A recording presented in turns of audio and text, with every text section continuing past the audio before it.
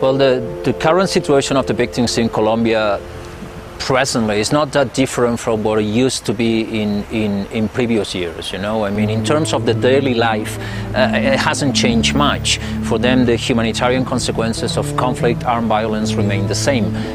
So there's a wide array of consequences, and those haven't changed much when you compare to the consequences they were suffering in the past.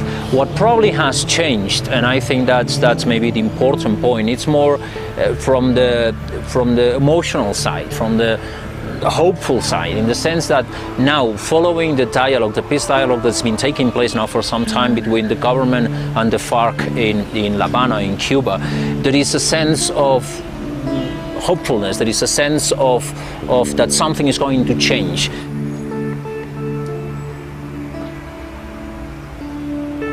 Those need immediate and emergency assistance because they're just displaced. Many of them lost everything.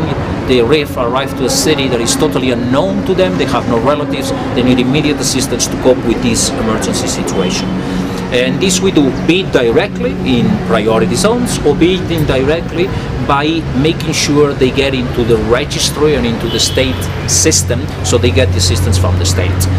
But we also work in order to better integrate them into the society, into the new environment they moved in. For instance, with programs that are destined to facilitate, to help them find at least one in the family unit to find a job, to get an employment, so they are less and less dependent. They better integrate into the new environment they arrive, and they are less dependent on state assistance.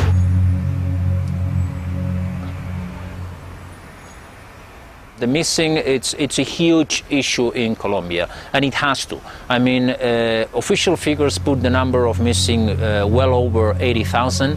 However, unofficially, it's probably much larger. And it's not an issue, you know, that it's a historical one. We're not talking about something from the past. The missing is something that is still, people going missing is something happening every day in Colombia today, as we are speaking here. On the other side, we work a lot with the families. Families of missing suffer a lot. I mean, the anxiety they have of not knowing what happened to their loved ones is terrible. So we work also with the families, giving them the support they need to know their rights and to put them in contact with the institutions and to the authorities in order to help them, to make sure that they are part of the solution.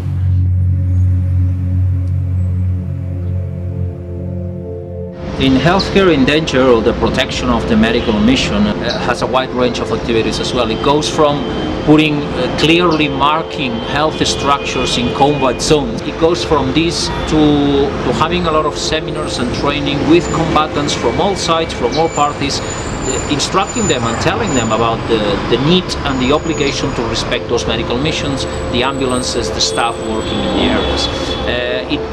It goes as well to the point of instructing and teaching health workers about their rights and duties. And we work as well with authorities on legislation.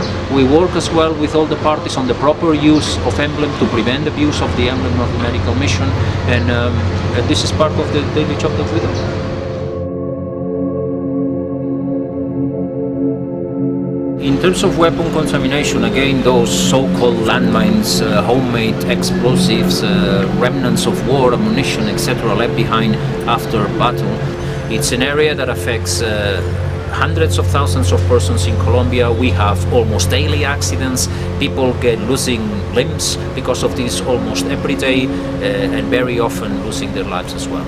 So we work a lot as well. We devote a lot of time in what we call safe behaviors. That is informing communities, informing the population, and on the points, the behaviors, as the words say, that you should be taken into account to prevent those accidents from happening.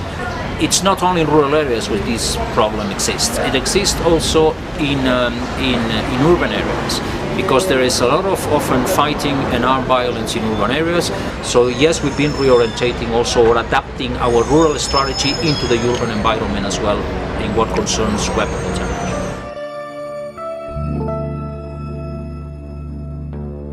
What we really do is to facilitate those talks at the requests of both parties. In this case, both parties being the government of Colombia and the FARC Secretariat. And what we've been facilitated is the transport of FARC representatives from Colombia to La Habana so they can sit on the table and have the current dialogue that they are having today. But we fulfill other roles. For instance, as experts in international humanitarian law, we also provide advice, we also provide insight on an interpretation on international humanitarian law, and we also put on the table humanitarian issues that are typically, if you like, humanitarian post-conflict issues. Somehow the peace agreement, it's only the end of the beginning. And after that, it's the beginning of the end. And the beginning of the end, it's going to be long.